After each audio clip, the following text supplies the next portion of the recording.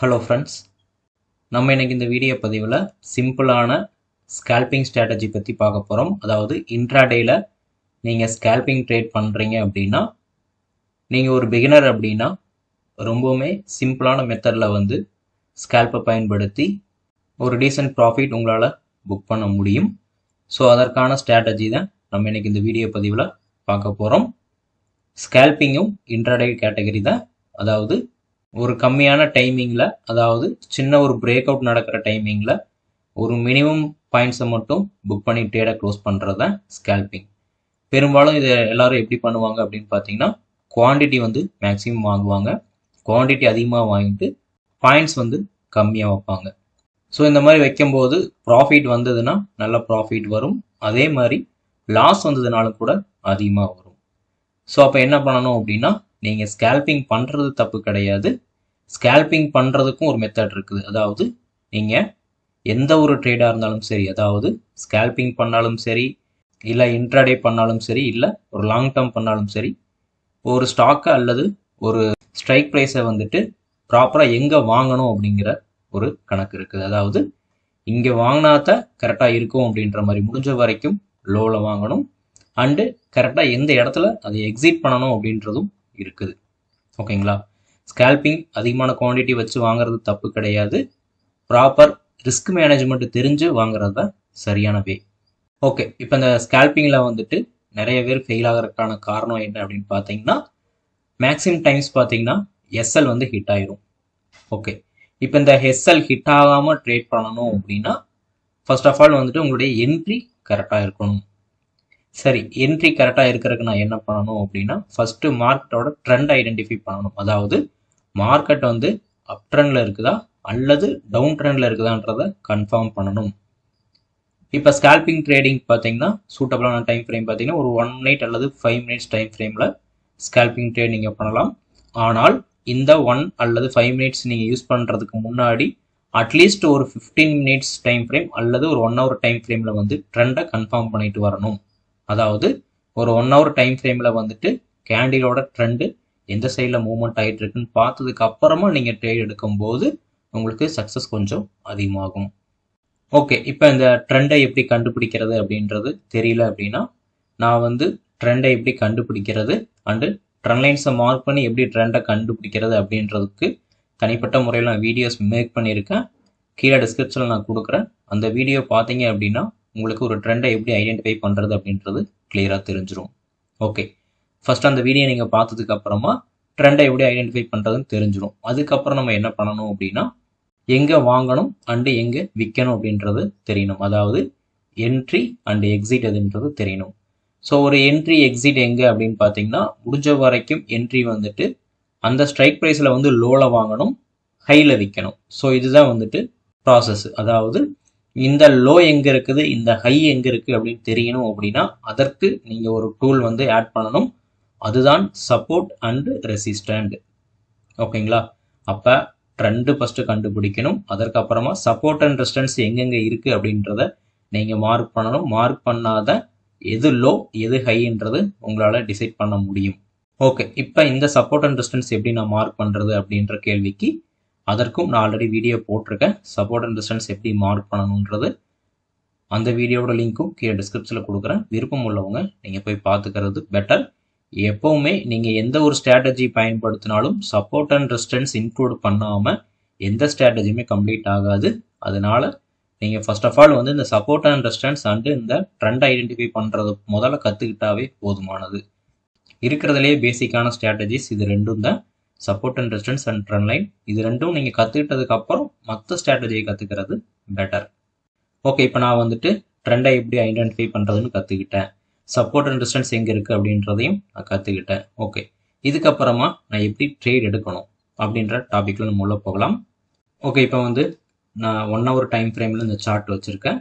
1 hour time frame பொறுத்த வரைக்கும் என்ன மார்க்கெட்டில் மூவ்மெண்ட் ஆகிட்டுருக்கு அப்படின்னு பார்த்தீங்கன்னா, டவுன் சைடில் தான் மூவ்மெண்ட் ஆகிட்டுருக்கு. அதாவது நீங்கள் டேட் பார்த்துக்கோங்க, 23ஆம் தேதி 25ஆம் தேதி இந்த டைமிங்கில் என்ன ஆயிருக்கு அப்படின்னு பார்த்தீங்கன்னா, ஓவரால் மார்க்கெட் வந்து டவுன் ட்ரெண்டில் வந்துருக்குது.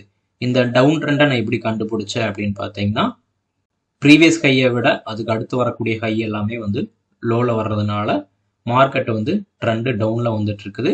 அண்டு 23ஆம் தேதி ஃபர்ஸ்ட் கேண்டில் 1 ஹவர் ஃபர்ஸ்ட் கேண்டிலோட ஹையை வந்து அதுக்கு அடுத்து வரக்கூடிய கேண்டில் எதுவுமே பிரேக் பண்ண கிடையாது. அண்ட் அதே மாதிரி 25ஆம் தேதி அந்த ஃபர்ஸ்ட் கேண்டிலோட ஹையையும் அதற்கு அடுத்து வரக்கூடிய கேண்டில் பிரேக் பண்ணாமல் அந்த ஃபர்ஸ்ட் கேண்டிலோட லோவை பிரேக் பண்ணி மூவ்மெண்ட் ஆனதுனால மார்க்கெட் வந்து டவுன் சைடில் போகும் அப்படிங்கிறத ப்ரெடிக்ட் பண்ணி நம்ம ட்ரேட் எடுக்கணும்.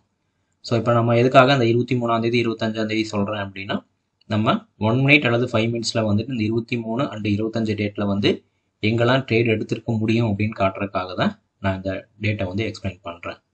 ஓகே, இப்போ நான் என்ன பண்ணேன் அப்படின்னா, ஃபஸ்ட்டு 1 ஹவரில் ட்ரெண்ட் ஐடென்டிஃபை பண்ணிட்டேன். இங்கே வந்து டவுன் சைடில் போயிட்டுருக்குது. ஓகே, அதற்கப்புறமா நான் என்ன பண்ணுறேன் அப்படின்னா, ஒரு 15 மினிட்ஸ் அல்லது 5 மினிட்ஸ் டைம் ஃப்ரேமில் சப்போர்ட் அண்ட் ரெசிஸ்டன்ஸ் எங்கெங்கே இருக்குன்றதை மார்க் பண்ணுறேன். அதாவது ஹை அண்ட் லோஸ் கிட்டேலாம் வந்துட்டு சப்போர்ட் அண்ட் ரெசிஸ்டன்ஸ்லாம் வந்து நான் மார்க் பண்ணுறேன். ஓகேங்களா?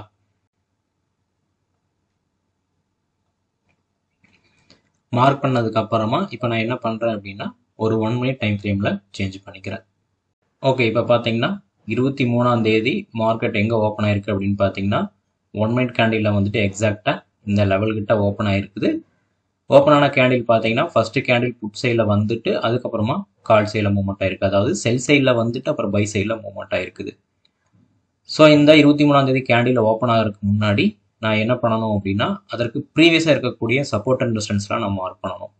ஸோ அதற்கு ப்ரீவியஸாக பார்த்தீங்கன்னா எங்கே சப்போர்ட் அண்ட் ரெசிஸ்டன்ஸ் இருக்குது அப்படின்னு பார்த்தீங்கன்னா, இங்கே ஒரு சப்போர்ட் ஏரியா அண்ட் இந்த இடத்துல பார்த்தீங்கன்னா இது எல்லாமே ரெசிஸ்டன்ஸ் ஏரியா அண்ட் இதற்கு அடுத்து இருக்கக்கூடியது எல்லாமே பார்த்தீங்கன்னா சப்போர்ட் லெவல்ஸ். இது இந்த லெவலு. ஸோ இதெல்லாமே வந்துட்டு 1 மினிட்ல சின்ன சின்ன லெவல் அப்படின்றதுனால நான் 15 மினிட்ஸில் வந்துட்டு கொஞ்சம் மேஜரான லெவல்ஸ் மட்டும் மார்க் பண்ணியிருக்கேன். ஓகேங்களா? 1 மினிட்ல பார்க்கும்போது உங்களுக்கு கொஞ்சம் லாங்காக தெரியலாம். ஆனால் ஒரு 5 மினிட்ஸில் 15 மினிட்ஸில் நீங்கள் முன்னாடியே மார்க் பண்ணால் அதுவே போதுமானது தான். அப்போ நான் என்ன பண்ணுறேன் அப்படின்னா, ப்ரீவியஸாக இருக்கக்கூடிய லெவல்ஸை வச்சு நான் சப்போர்ட் அண்ட் ரெசிஸ்டன்ஸ் மார்க் பண்ணிட்டேன். அதுக்கு முன்னாடி எப்பவுமே பார்த்தீங்கன்னா, நீங்கள் ஒரு இன்ட்ராடே ட்ரேட் பண்ணுறீங்க அப்படின்னா 5 மினிட்ஸ் அல்லது 15 மினிட்ஸ் இந்த 2 டைம் ஃப்ரேமில் அந்த ஃபஸ்ட்டு கேண்டிலோட ஹையை பிரேக் பண்ணி மேலே மூவ்மெண்ட் ஆச்சு அப்படின்னா அன்னைக்கு ஓவரால் மார்க்கெட் வந்து அப் சைடில் இருக்கும். அந்த ஃபஸ்ட்டு கேண்டிலோட லோவை பிரேக் பண்ணி கேண்டில் மூவ்மெண்ட் ஆச்சு அப்படின்னா டவுன் சைடில் இருக்கும். அதாவது இன்னும் கிளியராக சொல்லணும் அப்படின்னா, அந்த ஃபஸ்ட்டு கேண்டிலோட ஹையை பிரேக் பண்ணாத வரைக்கும் டவுன் சைடில் இருக்கும். திரும்ப இங்கே வரலாம், திரும்ப இந்த லோ போகலாம். ஆனால் எகைன் இந்த ஹையை பிரேக் பண்ணால் மட்டும்தான் அப் சைடில் மூவ்மெண்ட் ஆகும், இல்லைன்னா டவுன் சைடில் தான் இருக்கும். அண்ட் அதே மாதிரி அந்த ஃபர்ஸ்ட் கேண்டிலோட லோக்கு கீழே வராமல் இந்த ஏரியாக்குள்ளேயே அல்லது இந்த ஹைக்கு மேலேயே மூவ்மெண்ட் ஆகிற வரைக்கும் முடிஞ்ச வரைக்கும் அன்னைக்கு அப் சைடில் இருக்கும் அல்லது கால் சைடில் இருக்கும் அப்படின்றத டிசைட் பண்ணிக்கோங்க. ஓகே, இப்போ இந்த இடத்துல பார்த்தீங்கன்னா ஃபஸ்ட்டு வந்து ஒரு ரெட் கேண்டில் ஃபார்ம் ஆயிருக்குது 1 மினிட்ல. ஸோ இங்கே வந்து நம்ம ஒரு சப்போர்ட் ஏரியா கொடுத்துருக்கோம். ஸோ இந்த சப்போர்ட் ஏரியா கிட்ட அந்த செகண்ட் கேண்டில் பார்த்தீங்கன்னா க்ரீனில் வந்துட்டு இந்த சப்போர்ட் லெவலுக்கு உள்ளே வந்து க்ளோஸ் வச்சிருச்சு. ஓகேங்களா? ஸோ இப்போ இந்த இடத்துல நம்ம ஒரு என்ட்ரி எடுக்கணும் அப்படின்னா, இந்த ஃபர்ஸ்ட் கேண்டிலோட ஹையை பிரேக் அவுட் பண்ணும்போது நம்ம ஒரு என்ட்ரி எடுக்கலாம். அதாவது ஹையை பிரேக் அவுட் பண்ணும்போது எப்போவுமே ப்ரீவியஸ் கேண்டில் அடுத்த கேண்டில் பிரேக் பண்ணுச்சு அப்படின்னா அந்த இடத்துல கொஞ்சம் ஃபாஸ்ட் மூவ்மெண்ட் வரும். ஸோ அப்போ என்னன்னா, நம்முடைய என்ட்ரி ஏரியா வந்து இந்த லெவல் அண்ட் நம்முடைய ஸ்டாப் லாஸ் எங்கே கொடுக்கணும் அப்படின்னா இந்த கேண்டிலோட லோ கிட்ட கொடுக்கணும். இதுதான் நம்மளுடைய எஸ்எல்.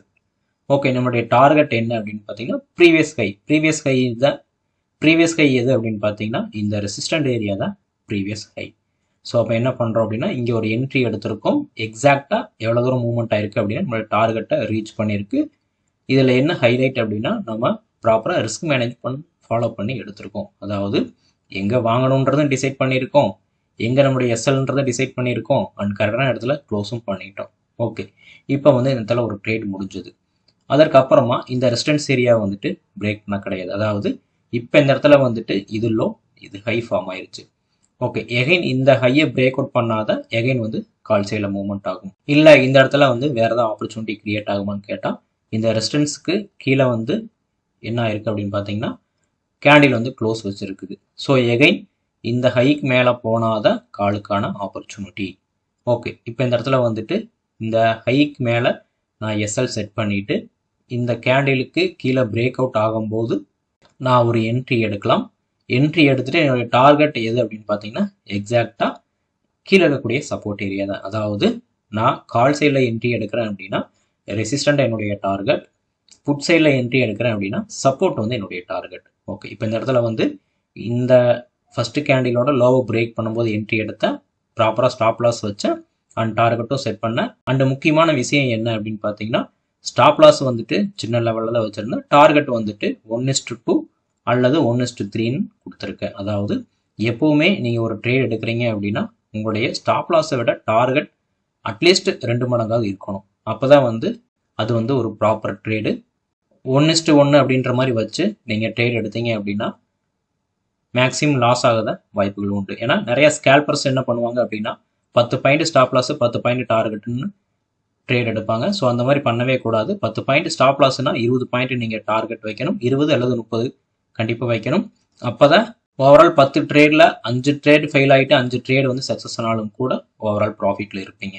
ஓகே, இப்போ வந்து இது 23ஆம் தேதி அண்டு நெக்ஸ்ட் டே அண்ட் அதுக்கப்புறம் பார்த்தீங்கன்னா 24ஆம் தேதியில் கூட நான் இங்கே உங்களுக்கு காட்டுறேன் பாருங்கள். அந்த ஃபஸ்ட்டு கேண்டிலோட லோ கீழே தான் மூவ்மெண்ட் ஆகிருக்குது. ஓகே, இப்போ ஓப்பன் ஆனது பார்த்தீங்கன்னா எங்கே ஓப்பன் ஆயிருக்கு அப்படின்னு பார்த்தீங்கன்னா, நம்ம ப்ரீவியஸாக வந்து ஒரு சப்போர்ட் ஏரியா மார்க் பண்ணியிருந்தோமா, அந்த சப்போர்ட் வந்துட்டு இங்கே வந்து ரெசிஸ்டண்ட்டாக ரியாக்ட் பண்ணுது. ஸோ இந்த ரெசிஸ்டன்ஸுக்கிட்ட கேண்டில் எக்ஸாக்டாக ஓப்பன் ஆகிட்டு இந்த ரெசிஸ்டன்ஸை பிரேக் பண்ண முடியாமல் ஃபஸ்ட்டு கேண்டில் என்ன ஆச்சு அப்படின்னு பார்த்தீங்கன்னா பாட்டமில் க்ளோஸ் வச்சது. ஸோ இந்த பாட்டம் ஏரியாவை பிரேக் பண்ணி கேண்டில் மூவ்மெண்ட் ஆக ஆரம்பிச்சது. ஸோ நம்மளுடைய என்ட்ரி எது அப்படின்னு பார்த்தீங்கன்னா இந்த இடத்துல நம்மளுடைய என்ட்ரி, நம்மளுடைய எஸ்எல் வந்துட்டு இந்த ஹைக்கு மேலே, நம்மளுடைய டார்கெட் என்ன அப்படின்னு பார்த்தீங்கன்னா அடுத்த சப்போர்ட் ஏரியா. அடுத்த சப்போர்ட் ஏரியா எங்கே இருக்குது அப்படின்னு பார்த்தீங்கன்னா எக்ஸாக்டாக இங்கே இருக்குது. இதுதான் நம்முடைய சப்போர்ட்.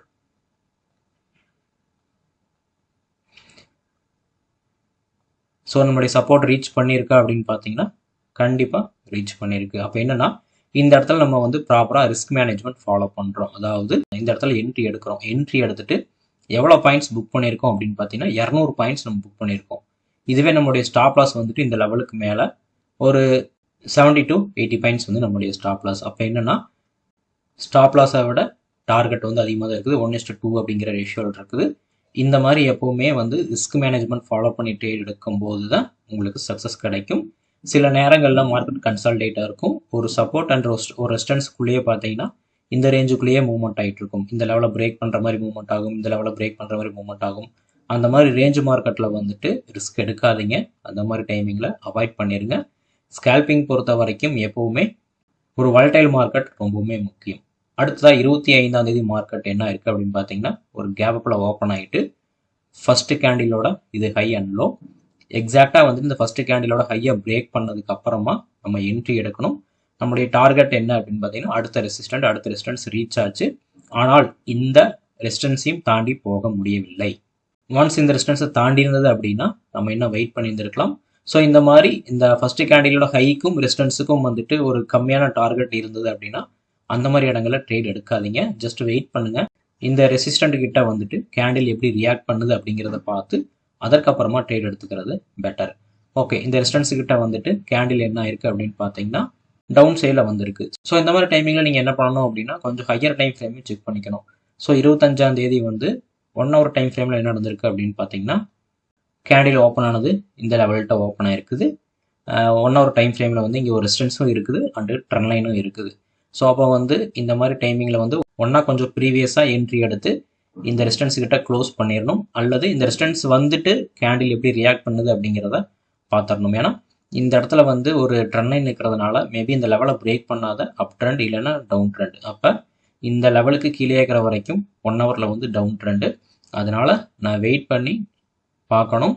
ஒன்ஸ் இந்த லெவலுக்கு கீழேயே மூவ்மெண்ட் ஆச்சு அப்படின்னா நான் டவுன் ட்ரெண்ட் அப்படிங்கிறத கன்ஃபார்ம் பண்ணிவிட்டு இந்த ரெசிஸ்டண்ட்டுக்கு கீழே இருக்கக்கூடிய ப்ரீவியஸ் லோ, அதாவது எங்கே இருக்குது அப்படின்னு பார்த்தீங்கன்னா நான் ஜூம் பண்ணி காட்டுறேன், அப்போ கிளியராக உங்களுக்கு தெரியும். ஓகே, இந்த ரெசிஸ்டன்ஸ் கிட்டே பார்த்தீங்கன்னா 2 டைம் வந்துட்டு பிரேக் பண்ணி போக முடியாமல் மூவ்மெண்ட் ஆச்சு. அண்ட் இங்கே ஒரு ப்ரீவியஸ் லோ இருக்குது. ஸோ இந்த ப்ரீவியஸ் லோவை பிரேக் பண்ணதுக்கப்புறமா நீங்கள் இங்கே ஒரு என்ட்ரி எடுக்கலாம். உங்களுடைய ஸ்டாப் லாஸ் வந்துட்டு இந்த ப்ரீவியஸ் ஹை இங்கே ஸ்டாப் லாஸ் வச்சுட்டு நீங்கள் டார்கெட் எங்கே செட் பண்ணலாம் அப்படின்னு பார்த்தீங்கன்னா உங்களுடைய அடுத்தடுத்த லோ என்ன அப்படின்னு பார்த்தீங்கன்னா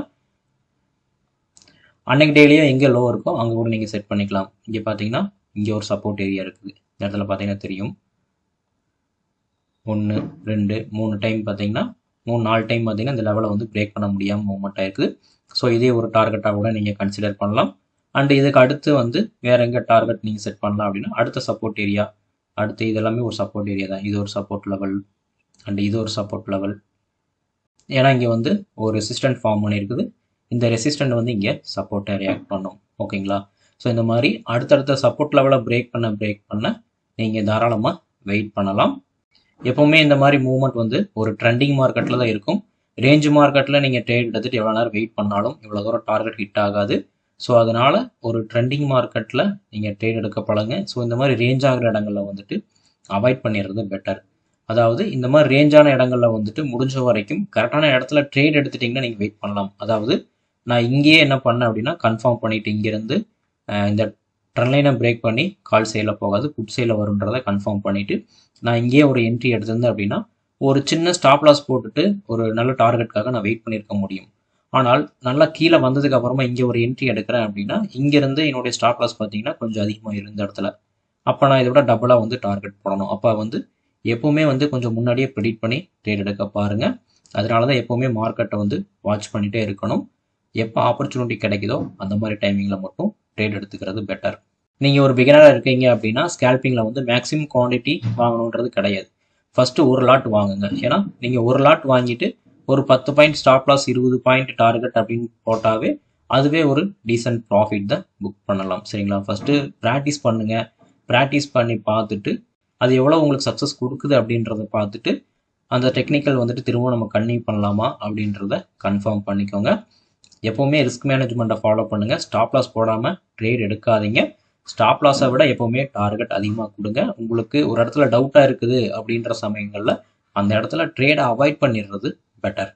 நீங்கள் ஒரு இன்ட்ராடே ட்ரேடர் அண்ட் ஸ்கேல்பர் அப்படின்றதுக்காக நீங்கள் டெய்லியும் ட்ரேட் பண்ணிகிட்டே இருக்கணுன்றது அவசியம் கிடையாது.